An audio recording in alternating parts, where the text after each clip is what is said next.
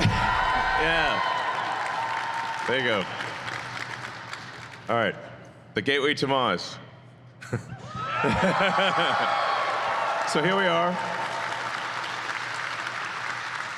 Here we are at the newly incorporated Starbase, Texas.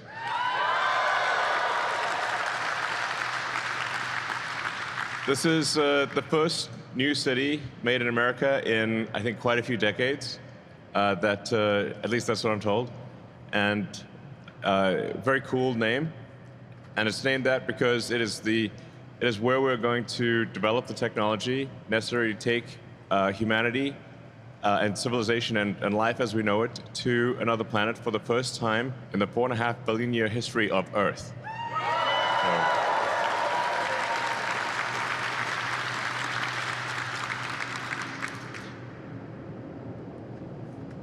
So go with this little video here. This is how it started off, with basically nothing. So Starbase started off as basically a sandbar with nothing. Even those little things we built, obviously.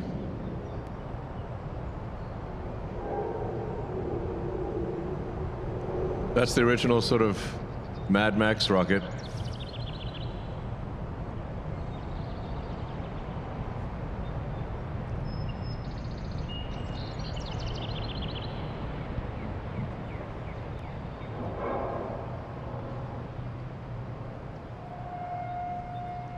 This is where you discover lighting is very important for that Mad Max rocket.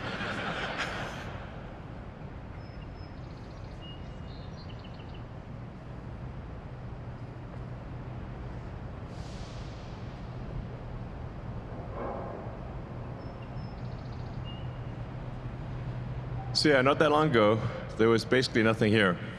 And in the space of about 5 or 6 years, thanks to the incredible work of the SpaceX team, we've built a small city. And we've built 2 gigantic launch pads and a gigantic rocket factory for a gigantic rocket. And the cool thing is, for anyone out there who's watching this, you can actually come and visit because our entire production facility and launch site are on a public highway. So anyone who comes to South Texas can come and see the rocket pretty close up and see the factory. And so if anyone is interested in seeing the largest flying object on Earth can come here anytime they want and just drive down the public highway and see it, which is pretty cool. So then we progress to where we are now, Starbase 2025.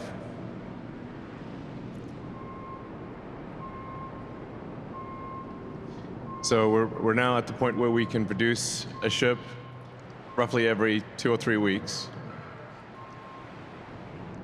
Now, we don't always produce the ship every 2 or 3 weeks because we are making design upgrades.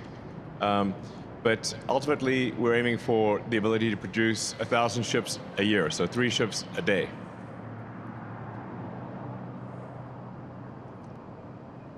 So that's where things are now. I'm standing in that building.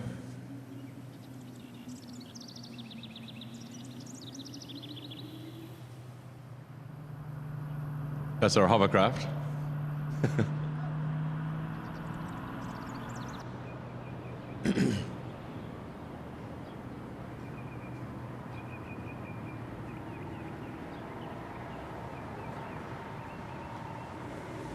We're driving a booster down the road to the launch site. You can see the mega bays.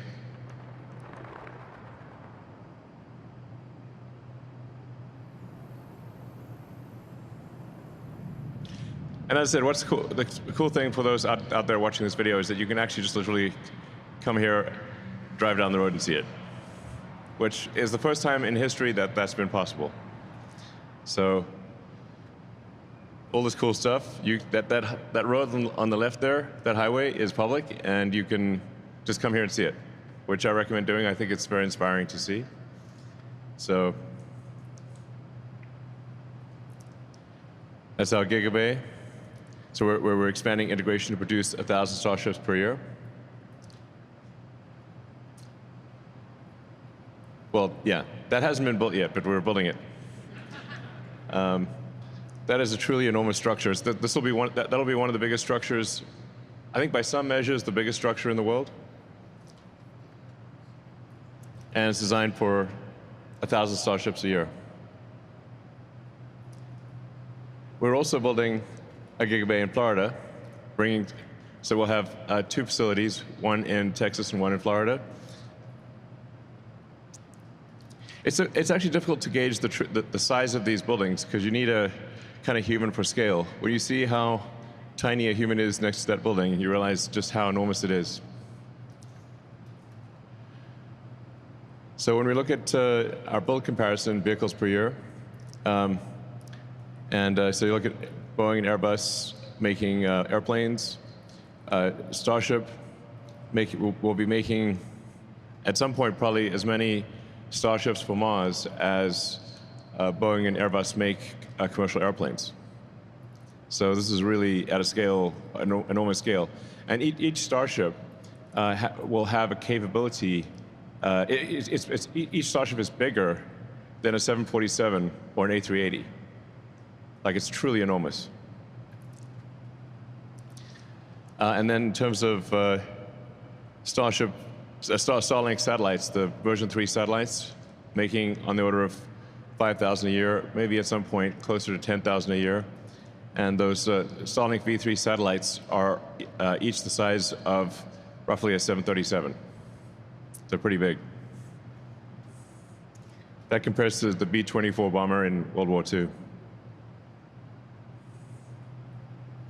Now, it's still small compared to Tesla. And Tesla will probably be doing, double or triple that volume in the future. So it just puts things into perspective that it is actually possible to build a vast number of interplanetary starships.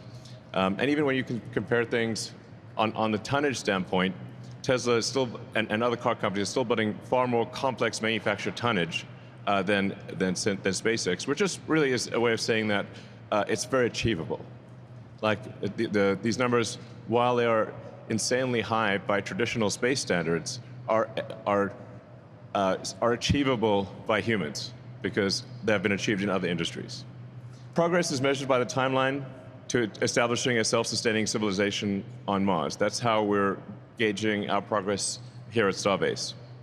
So with each launch, especially in the early days of Starship, each launch is about learning more and more about what's needed to make life multiplanetary and to improve Starship to the point where it can be taking ultimately hundreds of thousands, if not millions of people to Mars. Ideally, we can take anyone who wants to go to Mars, we can take to Mars. And bring all of the equipment necessary to make Mars self-sustaining, so Mars can grow by itself in a worst-case scenario, getting to the point where the fundamental fork in the road for human destiny is where Mars can continue to grow even if the supply shifts from Earth stop coming for any reason. At that point, we've achieved civilizational resilience, where Mars can potentially come to the rescue of Earth if something goes wrong, or maybe Earth could come to the rescue of Mars. But having 2 planets that are both self-sustaining and strong, I think is going to be incredibly important for the long-term survival of civilization. I think any given civilization is likely to last maybe, 10 times longer, maybe much longer, if it is a multi-planet civilization than if it is a single-planet civilization, because there's always some chance that, us humans could do something crazy like World War III. Hopefully not, but it's possible, or that there could be some natural event like meteors or supervolcanoes or something that we don't expect, and then if we only have 1 planet, then that could be curtains. But if we've got 2 planets, we keep going, and then we go beyond Mars ultimately to maybe the asteroid belt, the moons of Jupiter, and beyond, and ultimately to other star systems, and we can be out there among the stars, making science fiction no longer fiction. So in order to achieve this goal, we have to make rapidly reusable rockets so that the cost per flight, the cost per ton to Mars, is as low as possible. That's essential. So for that, rapidly reusable rockets, I said, it's actually 4 R's. It's like a pirate. RRR. It's like rapidly reusable, reliable rockets is the key. RRR. Now congrats to the SpaceX team on making incredible progress on catching a giant rocket.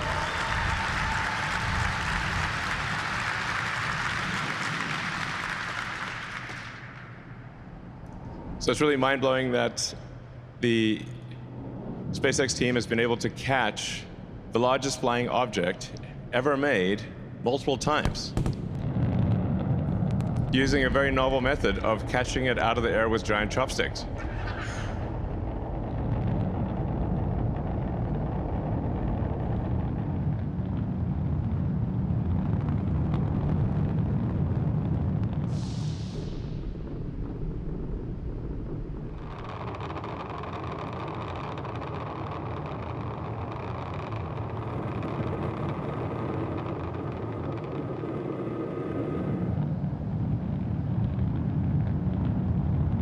I mean, have you ever seen that before?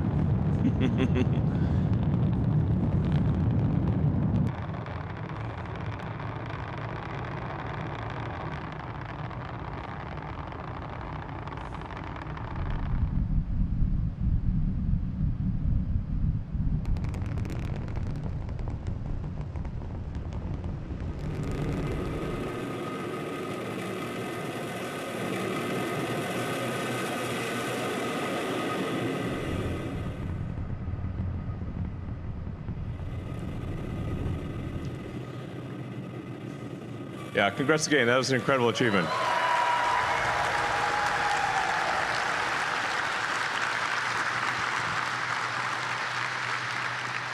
So the reason we are catching it in this way, which has never been done before, is in order to achieve the rapidly reusable portion of in order to make the rocket rapidly reusable. So if the super heavy booster, which is gigantic, it's like 30 feet in diameter. If it were to land with landing legs on a landing pad, we would then have to pick it up, stow the legs, and put it back in the launch pad. And it's quite difficult to transport such a large thing. But if we catch it with the same tower that it's used to put it in the launch mount to begin with, that is the best case outcome for rapid reuse. So it literally gets caught by the same arms that placed it in the launch ring, and then it is placed back in the launch ring immediately. So in principle, the Super Heavy booster can be reflown within an hour of landing.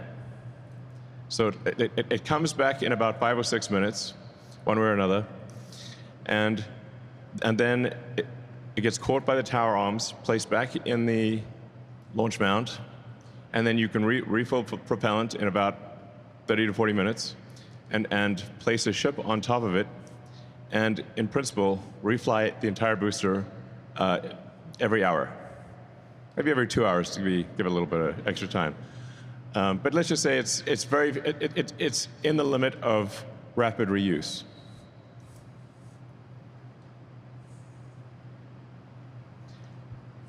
And then the next thing we need to do is catch the ship too. So we haven't done this yet, but we will.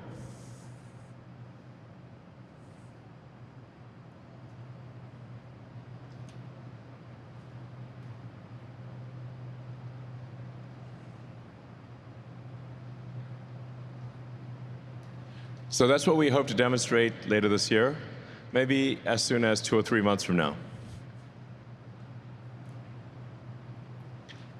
And then the ship would be placed on top of the booster, and then again refilled with propellant and flown again. With the ship, it takes a bit longer because it's got to orbit Earth a few times until the ground track comes back over the launch pad. But the ship is also intended to be reflown multiple times per day. This is the new Raptor 3, which is an awesome engine. Big hand to the Raptor team for this. This is very exciting.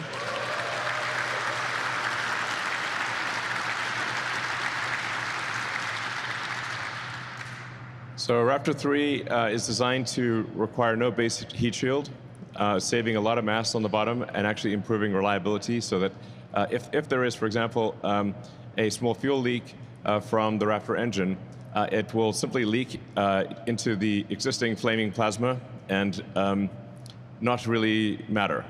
Whereas a fuel leak, when the engines are contained in a box, is a very scary thing indeed. So this is a Raptor 3. It'll take it probably a few kicks at the can, but it is a massive increase in payload capability, in engine efficiency, and in reliability. So this is really a revolutionary engine. Raptor 3 is really, I'd say, kind of alien technology rocket engine.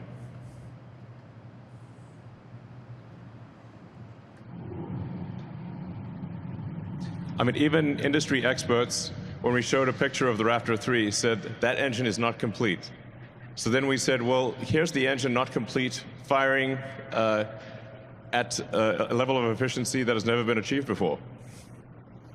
So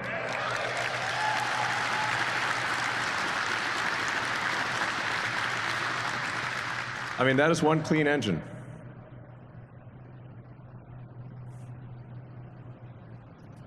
So in order to make the engine like that, we had to simplify so many parts of the design, incorporate secondary fluid circuits and electronics in the structure of the engine itself. So everything is contained and protected. It is a marvel of engineering, frankly.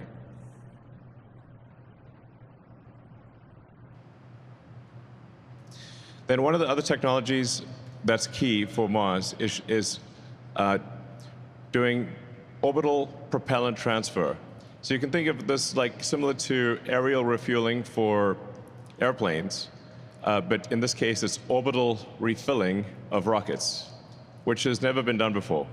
But it is, technically feasible. I always feel like these things are a little NSFW, sort of. Listen, you got to transfer fluid somehow. This has got to be done. So the two starships would get together, and one starship would transfer fuel and oxygen. And actually, most of the mass is oxygen. It's almost 80% oxygen that gets transferred, a little over 20% fuel. And so once you send a starship to orbit with that's full of payload, and then you send a bunch of other starships up, and you would refill the propellant on that starship. And once the propellant tanks are mostly full, then you can depart for Mars or the Moon, or yeah. So this is an important technology which we should hopefully demonstrate next year. Yeah.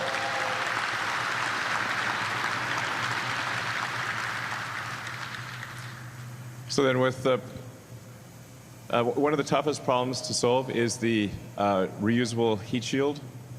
So no one has ever developed a truly reusable orbital heat shield. So it's extremely difficult to do so.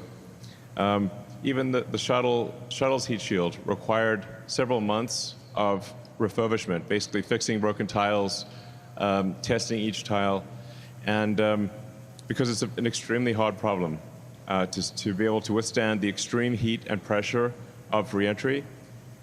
And the only things that can really withstand this level of heat are advanced sort of ceramics, basically glass, alumina, some types of carbon, but very, very little actually can survive with reusability without eroding. or falling off or cracking can survive the stresses of reentry. So this will be the first time that it's done, that a reusable orbital heat shield is developed. And it needs to be obviously extremely reliable. So this will be something that we'll be working on for a few years, I think, to keep honing the heat shield. It is an achievable thing, so we're not trying to do something that isn't achievable. It is within the realm of physics to get this done, just an extraordinarily difficult thing to get done. And Mars, the Mars atmosphere is carbon dioxide, which at first may seem better, but actually it ends up being worse because when the CO2 turns into a plasma and you actually end up with more free oxygen entering on a Mars atmosphere than on Earth atmosphere. So Earth's atmosphere is only around 20% oxygen, and Mars ends up being basically more than double that, maybe triple that, when you consider when the CO2 becomes a plasma and you get carbon and O2. So that wants to oxidize the heat shield, basically burn the heat shield. So that's why we tested very rigorously in a CO2 atmosphere, because it's got to work not just for Earth, but also for Mars. And we want to use the same heat shield for Earth that we use for Mars, because there are many other factors with the heat shield, such as making sure the tiles don't crack or fall off or anything like that. So we want to have the same heat shield structure, same material on Earth as on Mars, so we can test it hundreds of times on Earth before going to Mars, and be confident that when it goes to Mars, it will work.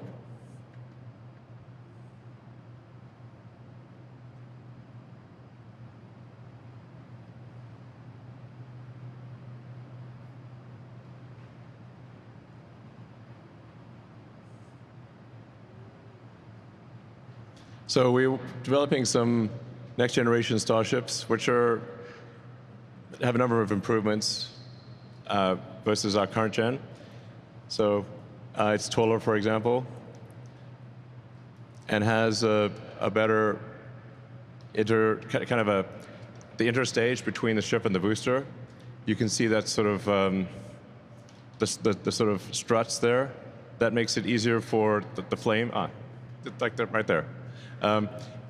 When doing hot staging, which is when we light the ship's engines while the booster's engines are still firing, the flame from the ship engines can more easily exit through the open struts of the new interstage.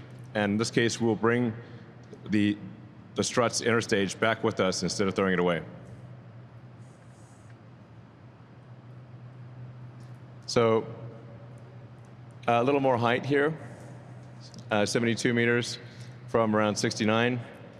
Propellant capacity, I think we'll probably push that up a little, maybe 3,700 tons. Long term, my guess is we're maybe around 4,000 tons. And about just over 8,000, probably like 8,300. This will keep getting up. My guess is ultimately we're 4,000 tons here, close to 10,000 tons of thrust. But this is kind of the next level, or the next version of the Super Heavy. So the booster will look a little naked on the bottom because the Raptor 3 engines don't require a heat shield. So it looks like there's kind of parts missing, but that's just because the Raptor heat shield does not. The Raptor 3 does not need a heat shield.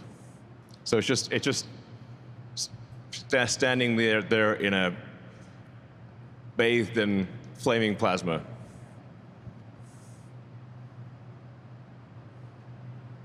But it's a lot lighter. Yep. Integrated hot stage. I think it looks amazing. And then the ship's a little longer, a little more capable. Moving to 1,550 tons of propellant capacity. And my guess is this probably ends up 20% more than this long term. Yeah, you can see the heat shield is sleeker, so much smoother boundaries. As the boundary of the heat shield going to the leeward side is very smooth. No more jagged tiles. I think it looks very sleek.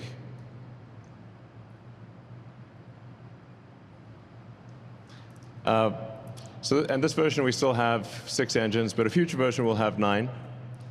But with the Raptor 3, again, we have improved reduced mass, higher specific impulse. The Starship version 3 is really the version that is, I think, achieves all of the key elements. I mean, generally with any new technology, it takes three major iterations of any new technology to have it really work well. And this, with Raptor 3 and Starship and Booster version 3, it should be able to achieve all of the things that I just mentioned, which is a rapidly reusable, reliable rocket with orbital refilling.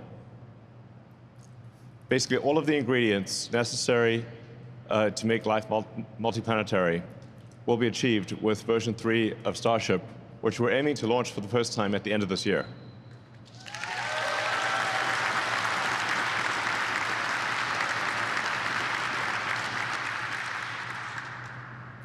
Yeah, so you can see this is kind of where things are on the left, where things will be end of this year in the middle, and as I was saying, kind of where things will be probably long term. Yeah, 142 meters. So, but the one in the middle will be fully capable of doing Mars, and thereafter it'll be a lot of performance improvements, and as has been the case with Falcon 9, we always end up making the rocket longer and increasing payload. So that's the game plan. Pretty straightforward, but it's important to emphasize, even with the rocket that we'll be launching just at the end of this year, it will be capable of making life multiplanetary, and thereafter it's just about continuing to hone the efficiency and capability of the rocket and reduce the cost per ton and reduce the cost per person to Mars. And like I said, ultimately make it so that anyone who wants to move to Mars and help build a new civilization can do so. So anyone out there, like, how cool would that be? And even if you don't want to do it, maybe that you have a son or daughter who wants to do that, or a friend who wants to do it, and I think it would be the best adventure that one could possibly do, is to go and help build a new civilization on a new planet.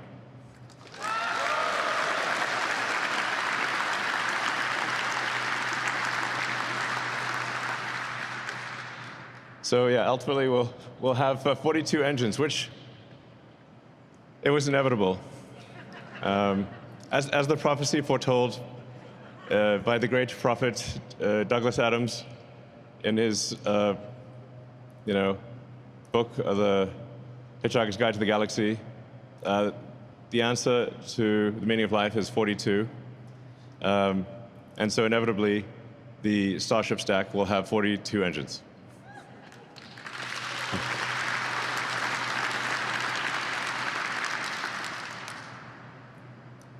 And in terms of payload to orbit, what's remarkable is that it's 200 tons of, Starship will have 200 tons payload to orbit with full reusability. So this is twice the capability of the Saturn V moon rocket. The Saturn V moon rocket was fully expendable. Starship is fully reusable, but will have twice the payload to orbit of the next biggest rocket that made it to orbit, which is the Saturn V. In fact, without reusability, Starship would have about 400 tons of payload to orbit. So this is a very big rocket, is what I'm saying. So, but you need a big rocket, to make life multiplanetary. And then along the way, we could do very cool things like have a moon base, like Moonbase Alpha. I think long ago there was a TV show about Moonbase Alpha. You couldn't think about the physics of that too much because apparently like the moon base was like drifting away from Earth. Anyway, we should have a Moonbase Alpha, which is the next step after the Apollo program would be to have a base on the moon. So you could have a gigantic science station doing research about the nature of the universe on the moon. Would be very cool. So in terms of when can you go to Mars? So you can go to Mars every 2 years or every 26 months. So the next Mars opportunity is at the end of next year in about 18 months. So November, December is the next Mars opportunity. So we'll try to make that opportunity if we get lucky. I think we'll probably have a 50-50 chance right now because we've got to figure out orbital refilling in order to have enough capability to go to Mars. But if we achieve orbital refilling in time, then we will launch the first uncrewed Starship to Mars at the end of next year.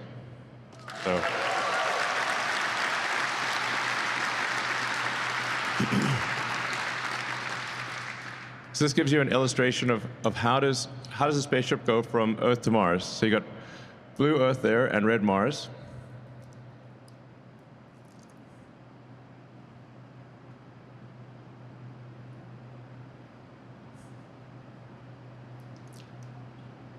And I mean, the actual distance traveled on the Ark is close to like 1,000 times further than the moon.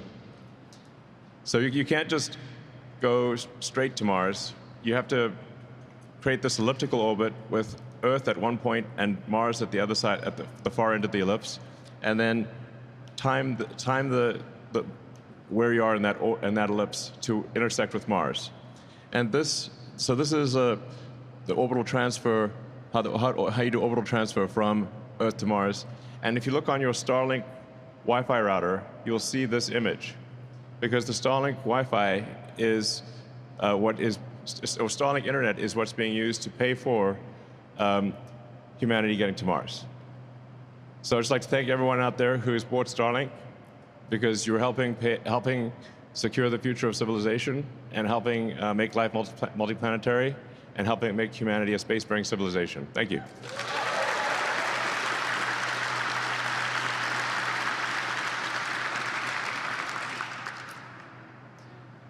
So this is a tentative game plan here, where we're hoping to achieve,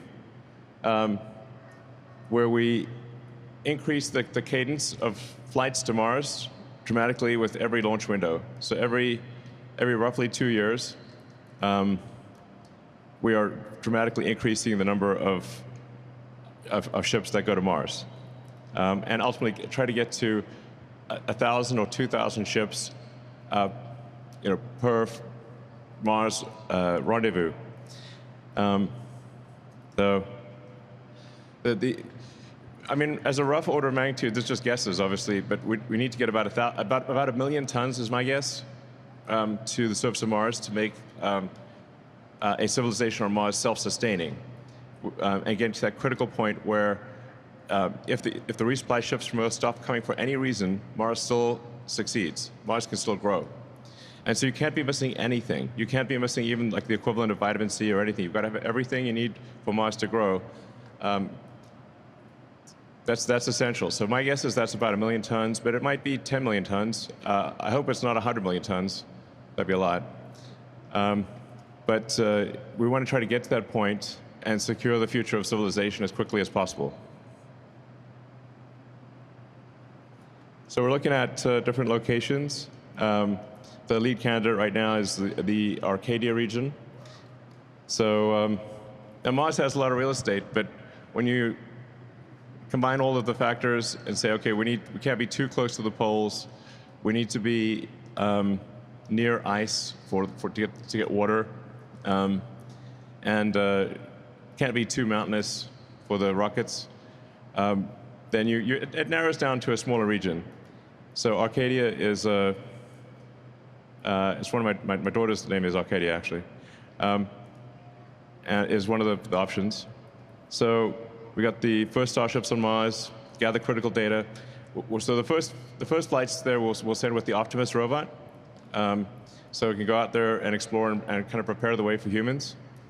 And that'll be a very cool image if we're able to achieve it by launching end of next year. It would actually technically arrive in 2027, but that would be an epic picture to see Optimus walking around on the surface of Mars. And then with the launching 2 years later, we'd be sending humans. Assuming the first missions are successful and they land successfully, we'd send humans on the next mission, and we'd really start building the infrastructure for Mars. So anyway, maybe just to be safe, we might just do two landing episodes with the Optimus and do the third one with humans. We'll see. So that classic picture of the workers on the Empire State.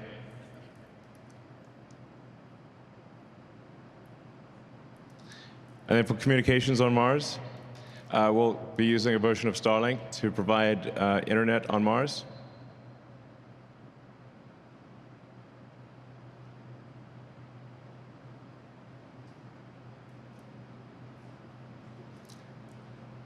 Yeah, so the speed of light, even at moving at the speed of light, your best case scenario is, I guess, running around 3.5 minutes to Mars, and then worst case is 22 minutes or more because Mars is on the other side of the sun from Earth. So anyway, it's quite challenging to do high bandwidth communications with Mars, but Starlink will achieve that. Yeah, and then we'll have the first humans lay the groundwork for permanent presence on the surface. And yeah, the goal, like I said, will be to make Mars self-sustaining as quickly as possible.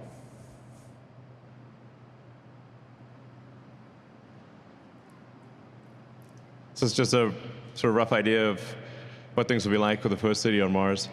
My guess is we'll probably put the launch pads a little further away, or the landing pads, just in case. But I mean, for Mars, we're going to need a lot of solar power. We'll be, since you can't really walk around on the surface of Mars, at least as yet, until Mars is terraformed to be like Earth. You need to walk around with a Mars suit and be, initially in kind of like glass domes. But it would work. And eventually we can make Mars into an Earth-like planet. And we want to get to the point where we're transferring over 1 million tons at every Mars transfer window. And then that's like a serious civilization. 1 megaton per transfer window.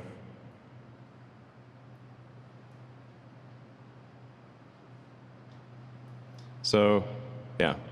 I have a lot of spaceports. I mean, because of the fact that you can't fly there continuously and you have to transfer in these windows, you'd have a gathering of 1,000 ships, or 2,000 ships, or more than that. So we have this kind of like Battlestar Galactica feel, where all these ships are in orbit, waiting to depart, and then they'd all depart. I look at, I think, an amazing image of all these ships departing at once. And then you're going to need, obviously, a lot of launch pads, a lot of landing pads on Mars. Or you'll need to move the ships off the landing pad pretty fast. So if you've got, I don't know, a few thousand ships inbound, probably need at least a few hundred pads, landing pads. And